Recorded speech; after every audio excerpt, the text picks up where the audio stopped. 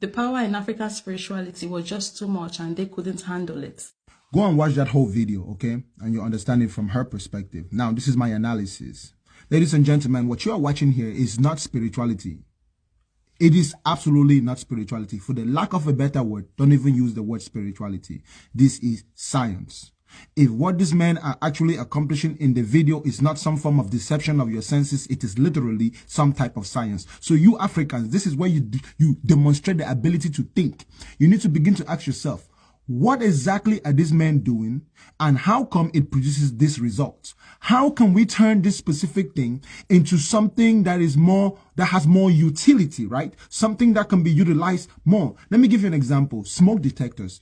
Apparently, smoke detectors were discovered or invented because they were trying to find a way to control the heat and the smoke and detect the heat in the space shuttle during the time when America was trying to go to the moon.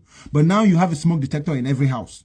Because they took that science, they took that technology, and they found other utilities for it. You Africans need to begin to think that way. This is not mysterious. This is not spirituality. This is not information that is beyond anybody's ability to understand. You can take these things, study it, and even make it to where you can teach children in school. And guess what? Those children will now use their creativity to find different ways of using that stuff. We have millions of such things in Africa. You understand? We need to begin to study ourselves. But unfortunately, many of you people are still under the influence of colonization, right? So you have been taught to see African science as some form of taboo, especially if you come from the European influence or if you come from being under the influence of the Arabs. The Arabs will say, oh, that's a jinn, because they don't think the African man has the intelligence to somehow discover the ability to walk on fire, right? So you have to be using demonic powers because your brain cannot work like their own. When it comes to them, they say the Quran is full of science. But when they see an African man doing it, oh, it's a jinn, it's witchcraft.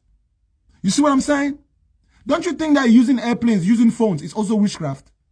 But if an African man was doing it in an African way, you people would say it was spirituality. It is not spirituality, my friends. It is African science. And what we need to do is begin to document these things, begin to catalog them and store them in libraries and spread that information so that more young children will have access to it. And it is the creativity of these young children that will take our ancient practices and give them a new face, a new image, a new way that we will develop it, and we'll even begin to export it.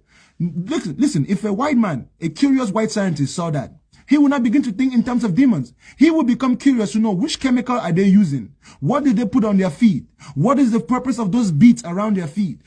How does the dancing and the movement help to prevent them from suffering from any types of